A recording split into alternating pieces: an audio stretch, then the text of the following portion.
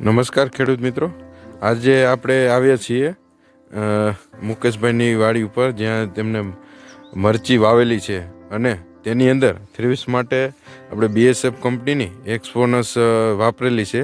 તો આપણે તેની પાસેથી જાણીએ કે એક્સપોનસ સ્પ્રે કર્યા પછી કેવું રિઝલ્ટ લાગ્યું છે.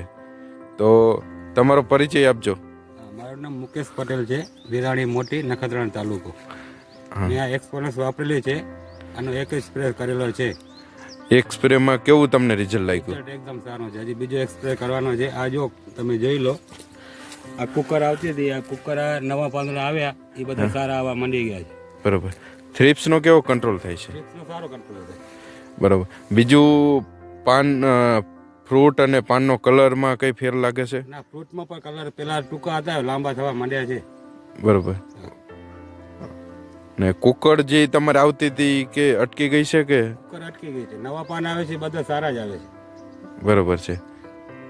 તો બીજા ખેડૂતને તમે શું કહેવા માંગશો? ના, સારી છે એકદમ. એકવાર બે વાર ખાલી 2 જ ડોઝ મારવાના છે. બરાબર. રિઝલ્ટ સારો મળશે, વાપરો. 2 ડોઝ મારો ફરજિયાત છે. 2 ડોઝ મારો ફરજિયાત છે. 2 ડોઝમાં શું માલ સારો આવી જાય. ફૂલ બૂલ ખેરતા નથી, એ પણ અટકી જશે. ઓકે. તો દરેક ખેડૂત મિત્રોને વિનંતી છે, તમે મરચી વાવેલી હોય તો એક્સપોનસનો ઉપયોગ કરો અને સારું રિઝલ્ટ મેળવો. આપણે જોઈ શકીએ કે આ બાજુ તેમને એક્સપોનસનો સ્પ્રે લીધેલો છે અને આ બીજી બાજુ તેનું જ ફિલ્ડ છે જ્યાં તેમને એક્સપોનસનો સ્પ્રે નથી લીધેલો. આપણે જોઈ શકીએ છીએ થ્રીપ્સ અને વાયરસનું પણ પ્રમાણ વધારે છે.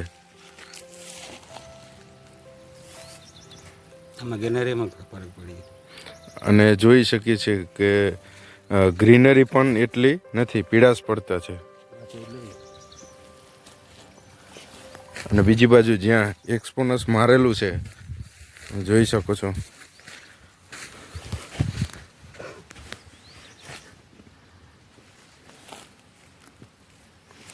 પાન ખુલ્લા છે,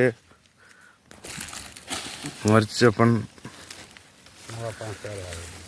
નવા પાન પણ સારા આવે છે.